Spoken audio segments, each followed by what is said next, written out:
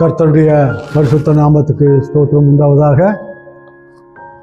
இந்த அருமையான நாளிலே 4 மாதங்களை முடித்து இந்த 5வது மாதத்துக்குள்ளாக பிரவேசிக்க கிருபை செய்த ஆண்டவருக்கு நாம் நன்றியையும் ஸ்தோத்திரங்களையும் நாம் ஏறெடுப்போம்.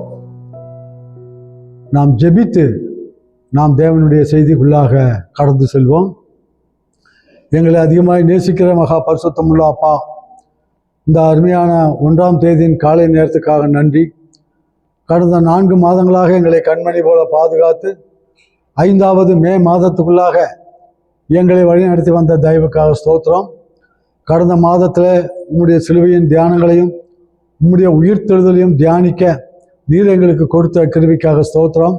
இந்த நாளிலும் தேவரீர் உமக்கு சித்தமான வார்த்தைகளையும் வசனங்களையும் எங்களுக்கு போதித்து எங்களை ஆத்மா சரீரத்தில் பலனுள்ள மக்களாக, அர்த்தமுள்ள மக்களாக, ஆசீர்வாதம் நிறைந்த மக்களாக எங்களை மாற்றும். இயேசுவின் நாமத்தால் வேண்டிக் கொள்கிறோம் பிதாவே, ஆமென். ஆண்டவருடைய பரிசுத்த நாமத்துக்கு ஸ்தோத்திரம் உண்டாவதாக. இந்த நாளிலே கர்த்தருடைய வார்த்தைகளை படித்து நாம் தேவ செய்திக்குள்ளாக கடந்து செல்வோம். கொலோசையர் 3ஆம் அதிகாரம் 1 முதல் 5 வசனங்களை நம்ம படிக்க கேட்கலாம். நீங்கள் கிறிஸ்துவுடனே கூட எழுந்ததுண்டானால் கிறிஸ்து தேவனுடைய வலது பார்சத்திலே வீற்றிருக்கிற இடத்தில் உள்ள மேலானவைகளை தேடுங்கள், பூமியில் உள்ளவைகளை அல்ல, மேலானவைகளையே நாடுங்கள். ஏனென்றால் நீங்கள் மரித்தீர்கள், உங்கள் ஜீவன் கிறிஸ்துவுடனே தேவனுக்குள் மறைந்திருக்கிறது. தம்முடைய ஜீவனாகிய கிறிஸ்து வெளிப்பட்ட போது நீங்களும் அவருடனே கூட மகிமையிலே வெளிப்படுவீர்கள். ஆகையால் விபச்சாரம், அசுத்தம், மோகம், துர் இச்சை, விக்கிரகாராதனை ஆன பொருளாசை ஆகிய இவைகள் பூமியில் உண்டு பண்ணுகிற உங்கள் அவயவங்களை அழித்து போடுங்கள் என்பதே. கர்த்தருடைய பரிசுத்த நாமத்துக்கு ஸ்தோத்திரம் உண்டாவதாக.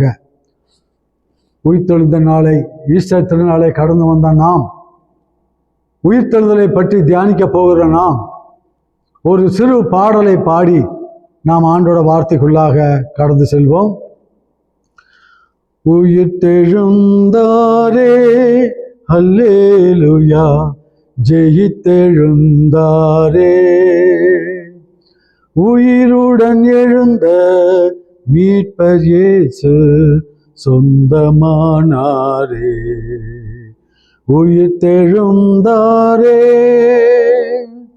கல்லறை திறந்திடவே, கொடும் காவலர் நடுங்கிடவே, வல்லவர் இயேசு உயிர்த்தெழுந்தாரே, வல்ல பிதாவின் செயல் இதுவே. வல்லவர் இயேசு உயிர்த்தெழுந்தாரே, வல்ல பிதாவின் செயல் இதுவே. உயிர்த்தெழுந்தாரே அல்லேலூயா, ஜெயித்தெழுந்தாரே, உயிருடன் எழுந்த மீட்பர் இயேசு சொந்தமானாரே. உயிர்த்தெழுந்தாரே. கர்த்தருடைய பரிசுத்த நாமத்துக்கு ஸ்தோத்திரம். கர்த்தருடைய பரிசுத்தவானாகிய ஊழியர் பரிசுத்த பவுல் கொலோசையருக்கு எழுதின நிருபம் 3ஆம் அதிகாரம் அந்த முதல் 5 வசனங்களிலே அவர் என்ன சொல்கிறார் என்றால், நீங்கள் கிறிஸ்துவுடனே கூட எழுந்ததுண்டானால் கிறிஸ்து தேவனுடைய வலது பார்சத்திலே வீற்றிருக்கும் இடத்தில் உள்ள மேலானவைகளை தேடுங்கள் என்று பரிசுத்த பவுல் கொலோசை பட்டணத்தில் உள்ள விசுவாசிகளுக்கு அவர் எழுதி வைத்திருக்கிறார். அவரை அன்றியும் அவருடைய நாமத்தின் மேல் விசுவாசம் உள்ளவர்களாய் அவரை ஏற்றுக்கொண்டவர்கள் எத்தனை பேர்களோ அத்தனை பேர்களும் தேவனுடைய பிள்ளைகளாகும்படிக்கு ஆண்டவர் நமக்கு அதிகாரம் கொடுத்திருக்கிறார். ஆகவே தேவனுடைய பிள்ளைகளாக அதிகாரம் பெற்ற நாம் அனைவருமே கிறிஸ்துவோடு கூட இருக்கிறோம் என்று அர்த்தம். கிறிஸ்து சிலுவையில் அறையப்பட்டது போல கிறிஸ்தவர்களாகிய நாமும் இந்த உலகத்தின் ஆசை இச்சைகளுக்கு சிலுவையிலே அடிக்கப்பட்டிருக்கிறோம். பரிசுத்த பவுல் இதைத்தான் ரொம்ப கிளியராக சொல்லுகிறார். நான் கிறிஸ்துவுடனே கூட சிலுவையில் அறையப்பட்டிருக்கிறேன் என்று அவர் சொல்லுகிறார். இன்னொரு இடத்துல அவர் சொல்லுகிறார், நான் கிறிஸ்துவின் அச்சாடையாளங்களை என்னுடைய சரீரத்திலே நான் தரித்திருக்கிறேன் என்று சொல்லுகிறார். ஆகவே அவர் என்ன சொல்ல வருகிறார் என்றால், நான் கிறிஸ்துவோடு கூட மரித்து கிறிஸ்துவோடு கூட உயிர்த்த ஒரு மனிதனாக இருக்கிறேன். ஆகவே நாம் பாவத்துக்கு செத்து நீதிக்கு பிழைத்திருக்கும்படி கர்த்தர் நம்மை தம்முடைய வல்லமையினாலும் தன்னுடைய ஆவியினாலும் தன்னுடைய கிருபையினாலும் நம்மை உயிர்ப்பித்திருக்கிறார். ஆகவே நீங்கள் கிறிஸ்துவுடனே கூட எழுந்தது உண்டானால், கிறிஸ்து தேவனுடைய வலதுபார்சத்திலே வீற்றிருக்கிற அந்த இடத்தில் உள்ள மேலானவைகளை தேடுங்கள், பூமியில் உள்ளவைகளை அல்ல, மேலானவைகளையே தேடுங்கள் என்று சொல்லி அடுத்த வசனத்திலே அதிக அழுத்தம் திருத்தமாக அவர் சொல்லுகிறார். ஆகவே பிரியமானவர்களே, நாம் ரட்சிக்கப்பட்டது உண்மையா இருக்கும் என்றால், கிறிஸ்துவை ஏற்றுக்கொண்டது உண்மையா இருக்கும் என்றால், கிறிஸ்துவை போல உலகத்துக்கும் பாவத்துக்கும் உலகத்தினுடைய பிரச்சனைகளுக்கும் சிலுவையிலே அடிக்கப்பட்டது உண்மையா இருக்கும் என்று சொன்னால், கிறிஸ்துவோடு கூட நாம் எழுந்ததும் அது உண்மையாகவே இருக்கும். ஆகவே நாம் உயிர்த்தெழுந்த மக்களாக இந்த உலகத்திலே ஜீவிக்க வேண்டும். ரட்சிக்கப்பட்டபின், பரிசுத்த ஆவியை பெற்றபின், தேவனுடைய அபிஷேகத்தை பெற்றபின் நாம் ஆண்டவருக்கு மகிமையான சாட்சியாக ஜீவிக்க வேண்டும். விசுவாசிகளுக்கு ஒரு பக்கத்திலே, சாதாரண கிறிஸ்தவர்களுக்கு இன்னொரு பக்கத்திலே, இதை விட அதிக சிறப்பாக ஆண்டவருக்காக ஊழியத்துக்கு என்று வந்த ஊழியக்காரிகளுக்கு ஆண்டவர் ரொம்ப விசேஷித்த ஒரு கவனத்தையும் விசேஷித்த ஆசீர்வாதங்களையும் அவர் கொடுக்கக்கூடியவராய் இருக்கிறார். ஏனென்றால் பழைய மனிதனாகிய பாவ மனிதனை நம்மளிலே இருந்து எடுத்து உயிர்த்தெழுந்த மனிதனாகிய இயேசு கிறிஸ்துவின் அந்த சர்வ வல்லமையை அவர் நம்முடைய ஆவி ஆத்மா சரீரத்துக்குள்ள வைத்திருக்கிறபடினாலே நாமும் இந்த உலகத்திலே உயிர்த்தெழுந்த மக்களாக ஜீவிக்க வேண்டும். எதற்கு, எப்படி நாம் உயிர்த்தெழுந்த மக்களாக ஜீவிக்க வேண்டும் என்று சொன்னால், பாவத்துக்கு செத்தவர்களாக நாம் இருக்க வேண்டும். என்றைக்கு நம்ம ரட்சிக்கப்பட்டோமோ, என்றைக்கு ஆண்டவர் நம்மை தம்முடைய சொந்த பிள்ளையாக அங்கீகரித்து கொண்டாரோ, அன்றைக்கே நம்முடைய ஆவி ஆத்மா மாத்திரமல்ல, நம்முடைய சரீரமும் அவருக்கே சொந்தமானது. ஆகவே சாவுக்கேதுவான பாவ பழக்க வழக்கங்களை நாம் அடிக்கடி சிலுவையிலே அறைந்து நம்மை சர்வ சமூலமாக நாம் ஒப்பு கொடுக்க வேண்டும். ரட்சிக்கப்பட்ட உடனே 100% பாவத்திலிருந்து, பிசாசின் கையிலிருந்து, உலகத்தின் சோதனைகளில் இருந்து, சரீர பிரகாரமான உணர்ச்சிகளிலே இருந்து, உலக பிரகாரமான பேராசைகளிலே இருந்து கம்ப்ளீட்டாக வெளியே வந்துவிட்டோம் என்று அர்த்தம் அல்ல. என்றைக்கு ரட்சிக்கப்பட்டு இயேசு கிறிஸ்துவை சொந்தமாக ஏற்றுக்கொண்டோமோ, அன்றைக்கு நாம just we have come into that entrance of the God's kingdom. தேவனுடைய ராஜ்யத்துக்குள்ளாக, தேவனுடைய காரியங்களுக்குள்ளாக, ஆவிக்குரிய வாழ்க்கைக்குள்ளாக அடியெடுத்து வைத்திருக்கிறோம், அவ்வளவுதான். ஆகவேதான் பரிசுத்த பவுல் பிலிப்பியருக்கு எழுதும்போது எழுதுகிறார், நான் அடைந்தாயிற்று அல்லது முற்றிலும் தேறினவரானேன் என்று எண்ணாமல் கிறிஸ்து இயேசுவினால் எதற்காக பிடித்துக் கொள்ளப்பட்டேனோ அதை நான் பிடித்துக் கொள்ளும்படி ஆசையாய் தொடர்கிறேன், ஆசையாய் நான் முன்னேறுகிறேன் என்று சொல்லுகிறார். ஆகவே அருமையானவர்களே, நாங்கள் கர்த்தருடைய கிருபையினாலே ரட்சிக்கப்பட்டு 60 வருஷங்கள் கிட்டத்தட்ட ஆக போகிறது. 70வது வருஷத்திலே நான் ரட்சிக்கப்பட்டேன். இந்த காலகட்டத்திலே பார்க்கும் பொழுது பாருங்கள், பழைய காலங்களிலே 30 வருஷம், இந்த 2000 வருஷத்தில் 25 வருஷம், இப்படியாக ஒரு ரட்சிக்கப்பட்டு ஒரு 55 வருஷங்களுக்கு மேலாக ஆனாலும் கூட எனக்கு எல்லாம் தெரிந்தது.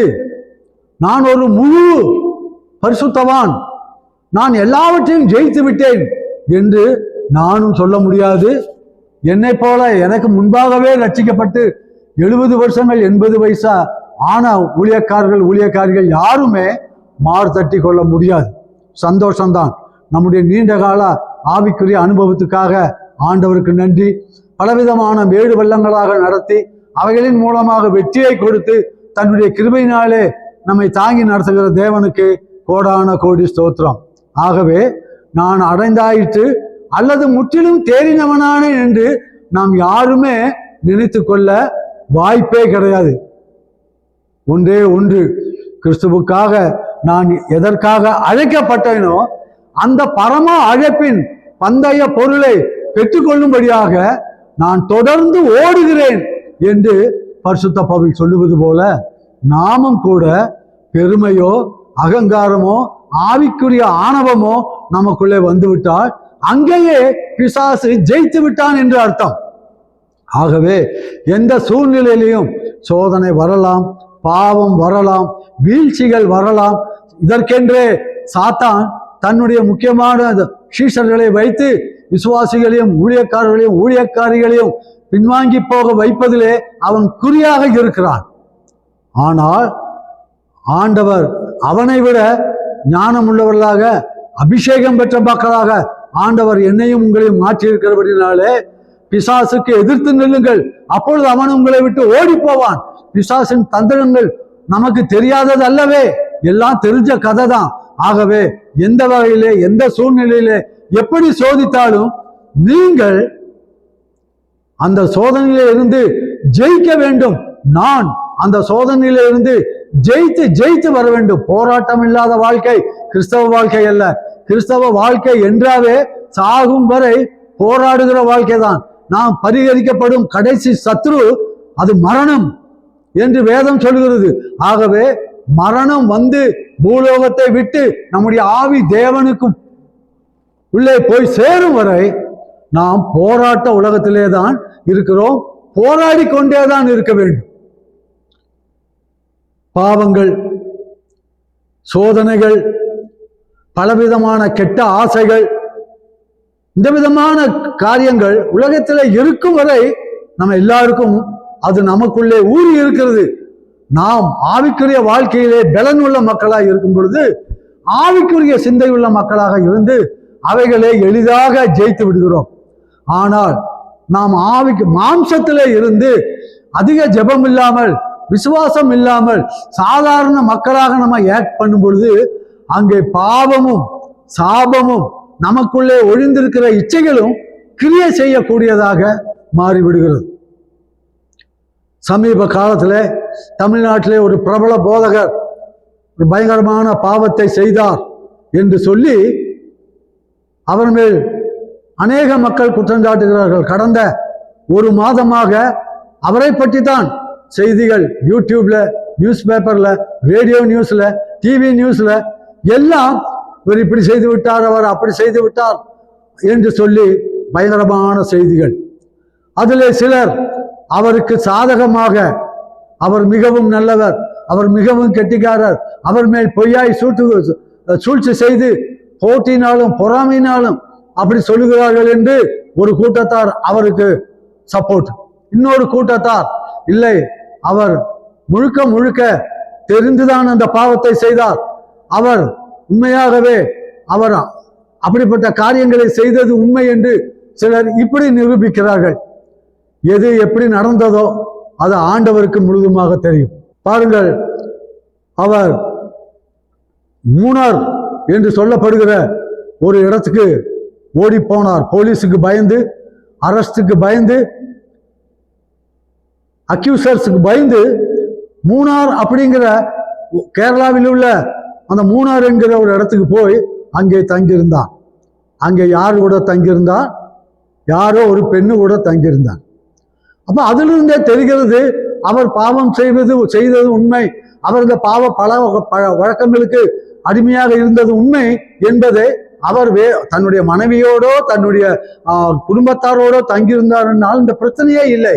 அவர் வேற யாரோ ஒரு பெண்ணோடு அந்த மூணாறுல ரிசார்ட்ல ஒரு ரூம் எடுத்து தங்கியிருந்தார் என்று சொன்னால் அந்த அளவுக்கு பாவம் செய்யக்கூடிய அளவுக்கு அவர் துணிந்து விட்டார். ஆல்ரெடி அநேக பாவங்களை அவர் செய்து விட்டார் என்பதில் ஆண்டவருக்கும் தெரியும். எல்லாருமே இதை ஊர்ஜிதப்படுத்திக் கொள்ளலாம். பிரியமானவர்களே, ஆகவே கர்த்தருடைய பிள்ளைகளாகிய நாம் பெரிய யோக்கியர்கள் என்று சொல்லிக்கொள்ள ஒண்ணுமில்லை. ஆனால் அனுதின வாழ்க்கையிலே நமக்கு வரக்கூடிய எல்லா சோதனைகளையும் நாம் கவனம் உள்ளவர்களாக இருந்து சாத்தானுடைய தலையை நசுக்கி அந்த பாவத்தை, இந்த பாவம் மாத்திரமல்ல, மாம்சீக பாவம் மாத்திரமல்ல, பணாசை ஒரு பாவம், உலகாசை ஒரு பாவம், சொத்து சுகத்தங்களை குவித்துக் கொள்ள வேண்டும் என்று துடித்து கொண்டு அதற்காக இரவு பகலாக பாடுபடுவது இது கூட ஒரு பாவம். ஒரு அருமையான பாஸ்டர் கொர்னேலியஸ், லிங்கராஜபுரம் ஏரியாவிலே உள்ள பாஸ்டர் கொர்னேலியஸ் ஐயா அவர்களே எனக்கு மிகவும் நன்றாக தெரிந்தவர். அவர்களிடத்திலே நான் ஒரு நாள் பேசி கொண்டிருக்கும் பொழுது நான் அவரிடத்துல கேட்டேன், ஐயா, நீங்கள் இத்தனை வருஷமாக பெங்களூர்ல ஊழியம் செய்கிறீர்களே, இன்னும் வாடகை வீட்டிலே தானே நீங்கள் குடியிருக்கிறீர்கள், நீங்கள் ஏன் ஒரு சொந்த வீடு வாங்கியிருக்க கூடாதா என்று நாங்கள் அப்படி ஃப்ரெண்ட்லியாக ஒரு ஃபேமிலியாக நாங்கள் பேசி கொண்டிருந்தோம். அப்பொழுது அவர் சொன்னார், பாஸ்டர், ஆண்டவர் ஆசீர்வதித்திருக்கிறார், வீடு வாங்க வேண்டும், பில்டிங் வாங்க வேண்டும் என்று நினைத்திருந்தால் நாங்கள் என்றைக்கோ வாங்கி இருக்கலாம். ஆனால் ஊழியத்தின் ஸ்தாபனத்தினுடைய கட்டுப்பாடு ஒரு காரியம் என்னவென்றால், ஊழியத்துக்கு ஒப்பு கொடுக்கும் பொழுது இந்த உலகத்திலே எங்களுக்கு சொந்தமாக வீடுகளையோ சொத்துக்களையோ மற்ற காரியங்களையோ நாங்கள் வாங்கி குவித்து கொள்ள மாட்டோம். இருக்கும் வரை ஆண்டவர் நடத்துகிறபடி, ஆவியானவர் நடத்துகிறபடி ஊழியத்தை உண்மையாக செய்வோம் என்று ஆண்டவருக்கு வாக்கு மூலம் கொடுத்து, சத்திய வாக்கு எடுத்து இந்த ஊழியத்துக்கு வந்ததுனாலே நாங்கள் இன்னும் வாடகை வீட்டிலே இருக்கிறோம். அதை வீடு வாங்குவது எங்களுடைய காரியத்தின்படி அது தவறு என்று இருப்பதனாலே நாங்கள் வீடு வாங்க வசதி இருந்தாலும் வாங்காதபடிக்கு வாடகை வீட்டிலேயே அட்ஜஸ்ட் பண்ணி கொண்டிருக்கிறோம் என்று சொன்னார். வாய்ப்பு இருக்கிறது, வசதி இருக்கிறது, பணம் இருக்கிறது, ஆனாலும் அந்த கர்த்தருடைய பிரமாணத்துக்கு ஒப்பு கொடுத்து இன்று வரை அந்த சபைக்கு, அந்த ஸ்தாபனத்துக்கு அவர்கள் கொடுத்த அந்த வாக்கு தத்தத்தை, அந்த உறுதிமொழியை காத்து கொண்டு வருகிறார்கள். இதுதான் உண்மையான ஒரு பரிசுத்த மனிதர்களுடைய ஒரு வாழ்க்கை. நான் அதுபோல எல்லாரும் நீங்கள் வீடு வாங்க வேண்டாம், காரு வாங்க வேண்டாம், சொத்து சுகம் வாங்க வேண்டாம் என்று நான் எல்லாருக்கும் சொல்ல முடியாது. ஆண்டவர் உங்களை ஒவ்வொருவரையும் விதவிதமாக வித்தியாசமாக நடத்தி கொண்டிருக்கிறார்.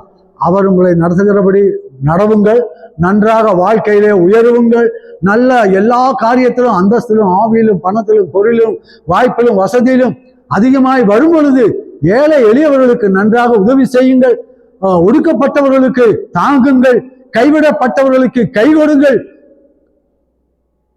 துரத்துவிடப்பட்டவர்களை உங்களுக்கு சொந்தமாக சேர்த்து கொள்ளுங்கள். இதைதான் தேவ வசனம் சொல்லுகிறது. தாவீது ராஜாவாக ஆளுவதற்கு முன்பாக ஒரு பரதேசியாக அலைந்தார். மனைவி மக்களோடு ஊராக அங்கங்கே அடைக்கலமாக ஓடிக்கொண்டிருந்தார். அப்படிப்பட்ட ஒரு சூழ்நிலையிலும் 400 குடும்பங்களை தாவீது போஷித்து வந்தார். ஒரு குடும்பத்தை போஷிப்பதே எவ்வளவு பெரிய கஷ்டம் இந்த காலத்துல. ஆனால் அந்த காலத்திலே தாவீது தன்னுடைய மனைவி மக்கள், அதோடு கூட தன்னோடு கூட இருக்கிற வீரர்களுடைய 400 குடும்பங்கள், அதற்கு மேலான குடும்பங்களுக்கு அவர் சாப்பாடு போடுகிறவராக, உதவி செய்கிறவராக, அத்தனை குடும்பங்களுக்கும் ஒரு தகப்பனாக தாவீது இருந்தார். ஆகவே நம்முடைய வாழ்க்கையிலே ஊழியக்காரர்களுக்காக சொல்லுகிறேன், ஊழியத்தின் பாதையிலே எப்படி ஊழியங்களை செய்யலாம், எப்படி சபைகளை கட்டலாம், எப்படி ஆத்துமாக்களை ஆதாயம் பண்ணலாம், எப்படி அழிவுக்கு நேராக போகிற மக்களை நித்தியத்துக்கு ஜீவனுக்கு நேராக வழி நடத்தலாம் என்கிற ஒரு காரியம் மாத்திரம் நம்முடைய இருதயத்திலே உறுதியாக இருக்க வேண்டும். எப்படி இன்னொரு வீட்டை வாங்கலாம், அல்லது எப்போ இன்னொரு சொத்தை வாங்கலாம், இப்படி உலக பிரகாரமான சிந்தை போகும் பொழுது மாம்ச சிந்தை மரணம், ஆவியின் சிந்தையோ ஜீவனும் சமாதானமாய். ஆகவே சாத்தான் கொஞ்சம் கொஞ்சமாக ஆவிக்குரிய காரியங்களிலிருந்து நம்மை கழட்டி விட்டு வசதியும் வாய்ப்புகளும் பணமும் பொருளும் பெருகும் பொழுது நம்முடைய மனதை உலகத்துக்கு நேராக திருப்புவான், மாம்ச இச்சைகளுக்கு நேராக நடத்துவான், பாவத்திலே விழுவதற்கு வாய்ப்புகளையும் வசதிகளையும் உண்டு பண்ணி தருவான். நம்மை சோதிப்பதற்கென்றே சில ஆண்கள் இருப்பார்கள், இல்ல சில பெண்கள் பறந்திருப்பார்கள். இப்படிப்பட்ட சூழ்நிலைகள் இருக்கும் பொழுது இவைகளை எல்லாம் ஜெயித்து இயேசு கிறிஸ்து சிலுவையிலே சாத்தானை ஜெயித்தது போல நாம் சிலுவையில் அறையப்பட்ட இந்த உலக வாழ்க்கையிலே சகல பாவங்களுக்கும் இச்சைகளுக்கும் நாம் தப்பிக்கிறவர்களாக ஜெயிக்கிறவர்களாக இருக்க வேண்டும். ஒருவேளை நம்முடைய கவலையீனத்து நிமித்தமும் பலகீனத்து நிமித்தமும் ஒரு பாவத்தை செய்து விட்டாலும் கூட உடனே மனம் திரும்பி மறுபடியும் கண்ணீர் விட்டு, பேதுரு எப்படி திரும்பவும் கண்ணீர் விட்டு ஆண்டவரிடத்துல மன்னிப்பை பெற்றுக்கொண்டாரோ அதுபோல நாமும் கூட ஒருவேளை தவறி விட்டோம் என்று சொன்னால் மறுபடியும் உண்மையாக கிடந்து மனம் திரும்பி அழுது புரண்டு ஆண்டவருடைய ரட்சிப்பை மறுபடியும் புதுப்பித்துக் கொள்ள வேண்டும்.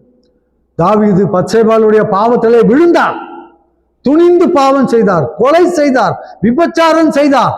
எவ்வளவு பெரிய அக்கிரமம் தெரியுமா? சாதாரண பாவம் இல்லை. அவர்கள் செய்த பாவத்துக்கு மரண தண்டனை தான். ஆனால் அவர் தன்னுடைய பாவத்தை உணர்ந்து ஆண்டவர் சமூகத்திலே விழுந்து ஆண்டவரே என்று சொல்லி அந்த 51ஆம் சங்கீதத்தை படியுங்கள். ஒவ்வொரு விசுவாசிகளும் ஊழியர்களும் அழுது புரண்டு ஆண்டவரிடத்திலே மன்னிப்பு கேட்கும் பொழுது தன் பாவங்களை மறைக்கிறவன் வாழ்வடைய மாட்டான், அறிக்கை செய்து விட்டு விடுகிறவனோ இரக்கம் பெறுவான் என்று சொன்னபடி நாம் எந்த காரியத்திலாவது தவறிவிட்டால் ஆண்டவர் விட்டு எப்படி ஓடலாம் என்று யோசிக்க கூடாது. ஆதாமும் மேவாலும் தவறு செய்துவிட்டு ஆளுக்கு ஒரு பக்கமாக ஓடி ஒளிந்தார்கள். அதே புத்தி தான் நமக்கும் வரும். அதே புத்தி தான் அந்த ஊழியக்காரருக்கு அவர் இன்னொரு இடத்துல போய் ஒளிந்து கொண்டிருந்தார். அப்படியாக நாம் பாவம் செய்யும் பொழுது ஆண்டவரை விட்டு ஓடி ஒளிகிற மக்களாக இருக்கக்கூடாது. மாறாக ஆண்டவருடைய சமூகத்துக்கு சென்று நம்மை, அப்பா நான் இப்படி செய்து விட்டேன், தயவாக எனக்கு மன்னியும் என்று சொல்லி மனப்பூர்வமாக மன்னிப்பு கேட்கும் பொழுது நாம் செய்த பாவங்களை மனப்பூர்வமாக மன்னித்து மறுபடியும் நம்மை சொந்த குமாரர்களாக சொந்த குமார்த்திகளாக அவர் மாற்றுகிறார். ஆகவே நீங்கள் கிறிஸ்துவுடனே கூட உயிரோடு எழுந்தது உண்டானால் ஈஸ்டர் கொண்டாடியது உண்மையான ஈஸ்டராக இருக்கும் என்று சொன்னார். கிறிஸ்து வலது வருஷத்திலே வீற்றிருக்கிற மேலானவைகளை தேடுங்கள், மேலானவைகளுக்காக முக்கியத்துவம் கொடுங்கள், மேலானவைகளுக்காக செலவு செய்யுங்கள், மேலானவைகளுக்காக உயிரை கொடுத்து போராடுங்கள். இந்த மேலானவைகளை சாதிக்க தேவனுக்கு ஊழியம் செய்யுங்கள். உலகத்தில் உள்ளவைகளையும் அன்பு கூறாதிருங்கள். எவ்வளவு அருமையாக பரிசுத்த யோவான் சொல்லி இருக்கிறார் பாருங்கள். உலகத்தில் உள்ளவைகளிலும் அன்பு கூறாதிருங்கள். ஒருவன் உலகத்தில் அன்பு கூர்ந்தால் அவனிடத்தில் பிதாவின் அன்பு இல்லை. பிதாவின் அன்பு அவனிடத்தில் இல்லாவிட்டால் பரிசுத்தாவின் மேலும் அவனுக்கு அன்பு இல்லை, குமாரனாகிய இயேசு கிறிஸ்துவின் மேலும் அவன் அன்பை தொலைத்து விடுகிறான். ஆகவே உலகத்துல தான் இருக்கிறோம், உலகத்தின் சாப்பாட்டை தான் சாப்பிடுகிறோம், உலகத்தில் ஊறுகிற தண்ணீரை தான் குடிக்கிறோம், உலகத்தில் இருக்கிறவர்களை வைத்துத்தான் நாம் உடைகளை அணிந்து நம்மை அலங்கரித்துக் கொள்கிறோம். ஆனாலும் இந்த உலகத்துக்கு நீங்கள் அடிமைகள் ஆகாதிருங்கள். தாமரை பூ தண்ணீரில் தான் வளர்கிறது, தண்ணீரில் தான் மலர்கிறது. ஆனால் தண்ணீர் அதன் மேலே மூட அது தன்னை அனுமதிப்பதில்லை. தண்ணீருக்கு மேலே அரடி உயரோடு உயர்ந்து தாமரை பூ அப்படியாக பூத்து குலுங்குகிறது. அதுபோல உலகத்திலே இருந்தாலும், பாவம் நிறைந்த உலகத்தில் இருந்தாலும், நாம் இயேசு கிறிஸ்துவுக்காக சிலுவையிலே அறையப்பட்ட மக்கள், நாம் இயேசு கிறிஸ்துவோடு கூட உயிரோடு எழுந்த மக்கள். ஆகவே நீங்கள் அவரோடு கூட நீங்கள் எழுந்தது உண்டானால் நாமும் உயர்ந்த காரியங்களை, உன்னதமான காரியங்களை தேடுவோம். பூமிக்குரிய காரியங்களையும் மாம்சத்திற்குரிய காரியங்களையும் அதிக முக்கியத்துவம் கொடாதபடி தேவனுடைய காரியங்களுக்காக முக்கியத்துவம் கொடுப்போம். பிரியமானவர்களே, ஆகவே உங்களுடைய விண்ணப்பங்கள், உங்களுடைய ஜெபங்கள், உங்களுடைய காரியங்கள் எல்லாம் எப்படி இருக்கிறது? ஊழியத்தை செய்ய வேண்டும், ஆலயத்தை கட்ட வேண்டும், ஆத்துமாக்களை ஆதாயம் பண்ண வேண்டும், நரகத்துக்கு போய் கொண்டிருக்கிற ஆத்துமாக்களை கர்த்தருக்கு நேராக திருப்ப வேண்டும். இதுதான் மெயின் ஊழியம். அந்த ட்ரைனிங், இந்த training, teacher training, nursing training, doctor training, இதெல்லாம் அப்புறம். ஆனா ஊழியக்காரர்களுக்கு ஒரு தியாலஜி காலேஜ் வைத்து ஊழியக்காரர்களை நம்ம ட்ரெயின் பண்ணுவோம் என்று சொன்னால் அது அருமையான ஒரு ஊழியம். இந்த மாதிரி காரியங்களை எடுத்து செய்யலாமே ஒழிய, நமக்கு தேவையில்லாத காரியங்களில் எல்லாம் ஒரு ஊழியக்காரர் ஒரு ஊழியக்காரி தலையிட்டு நான் ஹாஸ்டல் வைக்கிறேன், அதை வைக்கிறேன், அனாதை விடுதியை வைக்கிறேன், அப்படியெல்லாம் நல்ல காரியங்களை செய்வது நல்லதுதான். ஆனால் நம்முடைய உள்நோக்கம் என்ன? அதை வைத்து ஃபாரின்ல ஃபண்ட் எழுப்பலாம், உள்ள கவர்மெண்ட்ல ஃபண்டு சமாளிச்சுக்கலாம், இதை வைத்து இப்படி 2 லட்சம் வந்தா நானும் என் பிள்ளை மனைவி மக்களும் நன்றாக இருப்போம் என்று நினைக்கும் பொழுது அடிமட்டத்திலிருந்து நாம் நினைத்ததெல்லாம் பாவமாக மாறிவிடுகிறது. நீ அனாதை பிள்ளைகளுக்காக கவலைப்படவில்லை, கைவிடப்பட்ட மக்களுக்காக நீ கவலைப்படவில்லை, அவர்களை வைத்து நீ பிழைத்துக் கொள்ள ஆசைப்படுகிறாய். ஆகவே உன்னுடைய இருதயத்தில் கெட்ட ஆசை இருக்கிறபடினால நீ நினைப்பது நடக்காது, அது லபியாது, அது ஆசீர்வாதமாய் இருக்காது என்பதை நான் சொல்லிக் கொள்கிறேன். ஆண்டவர் உங்களை தெளிவாக நடத்தி சில வாய்ப்பு வசதிகளை கொடுத்து சில நல்ல வாக்கு தத்தங்களையும் வழிநடத்தலையும் தெளிவாக கொடுப்பார் என்று சொன்னால் நாம் எதை வேண்டும் என்றாலும் நாம் செய்யலாம் ஆண்டவருக்காக. எத்தனையோ கர்த்தருடைய பிள்ளைகள் அநாத பிள்ளைகளை வளர்த்திருக்கிறார்கள். 2000 பிள்ளைகளை கூட வைத்து வழி நடத்தி இருக்கிறார்கள். அவர்களுடைய எண்ணமெல்லாம் அந்த பிள்ளைகளை வைத்து சம்பாதிக்க வேண்டும் என்று அல்ல, அந்த பிள்ளைகளை கிறிஸ்துவுக்கு நேராக வழிநடத்த வேண்டும், அந்த பிள்ளைகளை வருங்காலத்திலே ஊழியக்காரர்களாக மாற்ற வேண்டும், அந்த பிள்ளைகளை தேவனுக்கு சாட்சிகளாய் மாற வேண்டும். இப்படிப்பட்ட எண்ணத்தோடு நாம் எதை செய்தாலும் தவறில்லை. ஆகவே எதை செய்தாலும் ஆவிக்குரிய சிந்தையோடு நாம் செய்ய வேண்டும். நம்முடைய தனிப்பட்ட வாழ்க்கை, நம்முடைய குடும்பம், நம்முடைய தொழில், நம்முடைய காரியங்கள், அனுதின வாழ்க்கையினுடைய சம்பிரதாயங்கள் எல்லாவற்றிலுமே ஆண்டவரை மகிமைப்படுத்த வேண்டும் என்று நாம் அறிந்து கொள்ள வேண்டும். இந்த கொலோசையர் 3ஆம் அதிகாரத்தில் நாம் படித்து பார்ப்போம் என்றால், நீங்கள் புசித்தாலும் குடித்தாலும் வேறு எதை செய்தாலும் எல்லாவற்றையும் அவருடைய நாம மகிமைக்கென்றே செய்யுங்கள் என்று பரிசுத்த பவுல் கொலோசையருக்கு ஆணி அடித்தது போல பயங்கரமாக சொல்லியிருக்கிறார். ஆகவே நாம் நல்ல காரியங்களை எதை செய்தாலும் ரொம்ப சந்தோஷம்தான். ஆனாலும் அது தேவனுடைய மகிமைக்காக நாம் அதை செய்யாவிட்டால், இப்படித்தான் பாவங்களினாலே இழுக்கப்பட்டு, பெண்களினாலே ஆண்களினாலே சோதிக்கப்பட்டு, பணத்தாலே சோதிக்கப்பட்டு, பேர் புகழினாலே சோதிக்கப்பட்டு, அழைத்த அழைப்புக்கு அபாத்திரவனாக போய் ஆழமான படுகொழிக்கு நம்ம ஆளாக மாறிவிடுவோம். வேசி ஆழமான படுகொழி என்று வேதம் சொல்லுகிறது. கர்த்தனுடைய கோபத்துக்கு ஏதுவானவன் அதிலே விழுவான் என்று அதையும் ஆண்டவர் சொல்லியிருக்கிறார். ஆகவே பிரியமானவர்களே, கர்த்தருக்குள் அழைக்கப்பட்டு ஊழியம் செய்கிற ஊழியக்காரர்களே, ஊழியக்காரிகளே, உங்களுடைய வாழ்க்கையிலே நீங்கள் கிறிஸ்துவுடனே கூட எழுந்தது உண்டானா? கிறிஸ்து உயிரோடு இருந்து பிதாவின் வலது வருஷத்திலே வீற்றிருக்கிற அந்த மேலானவைகளையே அந்த மேலான இடத்தில் உள்ள உயர்ந்த காரியங்களை தேடுங்கள் என்று பரிசுத்த பவுல் நம்ம சொல்லி இருக்கிறார்.